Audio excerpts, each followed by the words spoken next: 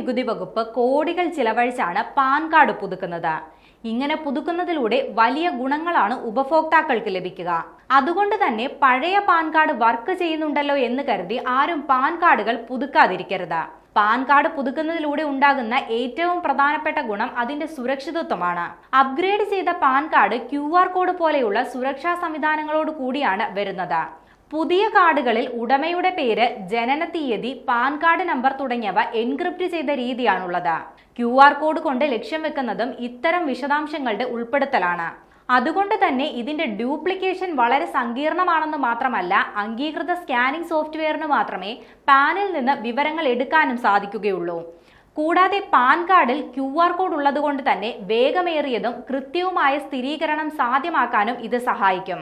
Bank account തുറക്കൽ, വായ്പാ അപേക്ഷ, നിക്ഷേപം തുടങ്ങിയ നടപടികൾ ഇതിലൂടെ വേഗത്തിലാകും.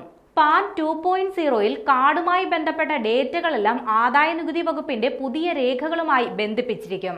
അതിനാൽ തന്നെ പാനിൽ വരുത്തുന്ന എല്ലാ അപ്ഡേറ്റുകളും പെട്ടെന്ന് തന്നെ ആദായനികുതി ഡേറ്റാബേസിലും പ്രതിഫലിക്കും.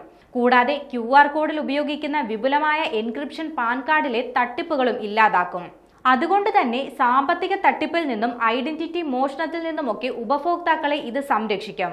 മറ്റൊരു ഗുണം വേഗത്തിൽ വായ്പകൾ ലഭ്യമാകുമെന്നതാണ്. ഡേറ്റ വെരിഫിക്കേഷനിൽ ഉണ്ടാകുന്ന കാലതാമസം കൊണ്ടാണ് വായ്പകൾക്കായി പലർക്കും മാസങ്ങളോളം കാത്തിരിക്കേണ്ടി വരുന്നത്. എന്നാൽ പാൻ 2.0 നിങ്ങളുടെ സാമ്പത്തിക രേഖകളായ ക്രെഡിറ്റ് സ്കോർ, വരുമാനത്തിന്റെ ചരിത്രം പോലെയുള്ളവ സംയോജിപ്പിക്കുന്നു.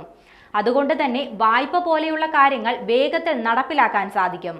കൂടാതെ വരും കാലങ്ങളിൽ പാൻ കാർഡ്, ആധാർ കാർഡ് പോലെയുള്ള സർക്കാർ രേഖകളുമായി ബന്ധിപ്പിക്കാനും സാധിച്ചേക്കും. ഇത് വിവിധ സേവനങ്ങൾക്കായി ആവർത്തിച്ച് രേഖകൾ സമർപ്പിക്കേണ്ടതിന്റെ ആവശ്യകത കുറയ്ക്കും.